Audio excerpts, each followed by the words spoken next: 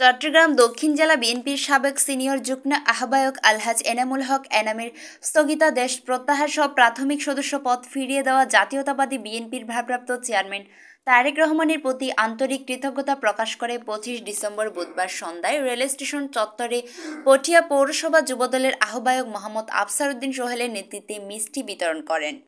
এ সময় উপস্থিত ছিলেন পটিয়া পৌরসভা বিএনপির সিনিয়র যুগ্ম আহ্বায়ক আবুল ফয়েজ, যুগ্ম আহ্বায়ক আব্দুল মাবুদ, পৌর বিএনপি নেতা বেলাল উদ্দিন, ৯ নং ওয়ার্ড বিএনপির সাংগঠনিক সম্পাদক হারুন তালুকদার, সাইফু, আব্দুল সালাম, পটিয়া পৌরসভা যুবদলের আহ্বায়ক আফসার উদ্দিন সোহেল, যুগ্ম আহ্বায়ক হাজি টিঙ্কু, জিয়াউর রহমান, শহীদুল ইসলাম, পাপেল, সবুর, আরমান, শফি, ৮ নং ওয়ার্ড যুবদলের দিদার আলম, আলমগীর, তয়ুব, ওয়াসিম, সুমন, মানিক, পটিয়া পৌরসভা ছাত্রদল আরিফ হাসান, মোহাম্মদ আলী হোসেন, জাহেদ মুজাহিদ, তুষার, পটিয়া পৌরসভা স্বেচ্ছাসেবক দল আরিফুজ্জামান, জামশেদ, পটিয়া পৌরসভা শ্রমিক দল কাশেম, আফসার সহ অঙ্গ সংগঠন নেতৃবৃন্দ সময় উপস্থিত ছিলেন। পটিয়ার গণমানুষের নেতা, দক্ষিণ চট্টগ্রাম অবসান্দিত নেতা আলহাজ এনামুল হক এনাম ভাইয়ের বিরুদ্ধে যে একটা ষড়যন্ত্রমূলক অভিযোগের মধ্যে দিয়ে ওনাকে আমাদের দলের হাইকমান্ড থেকে যে পদ থেকে ওনাকে অব্যাহতি প্রদান করেছিল, আমাদের দেশনায়ক তারেক রহমানের প্রতি আমাদের আস্থা এবং বিশ্বাস ছিল।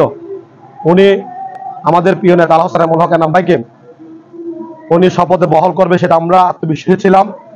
ইনশাআল্লাহ মহান রব্বুল আলামিন আমাদের সেই ফরিয়াদকে কবুল করেছেন।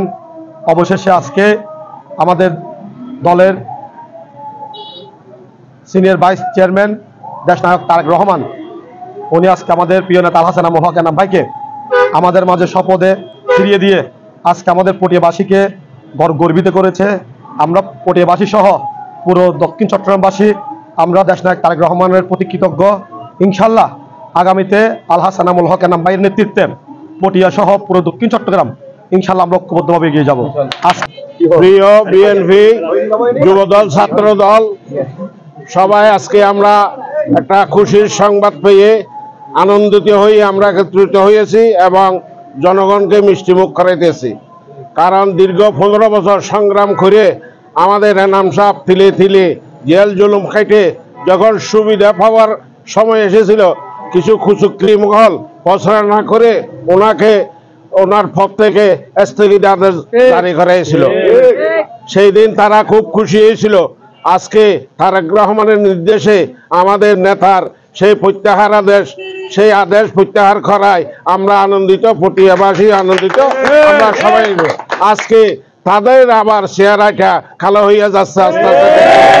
তাই আগামীতে আমাদের এনাম ভাইয়ের নেতৃত্বে আমরা সবাই একত্রতে থাকব এবং ওনাকে ইনশাআল্লাহ এই পটিয়া আসন থেকে এমপি নিযুক্ত করে সবাইকে ধন্যবাদ। আসসালামু আলাইকুম।